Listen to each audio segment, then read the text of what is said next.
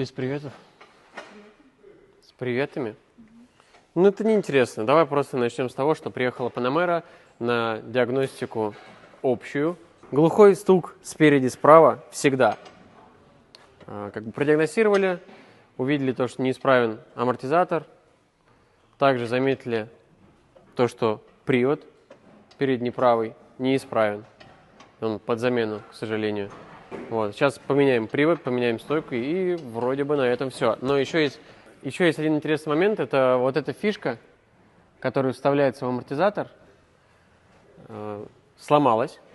И, соответственно, провода, которые там были, они замыкались, и у вас, у машины горела красная ошибка по пневмоподвеске. Сейчас фишки переделали, провода теперь не замыкаются, ошибок нет.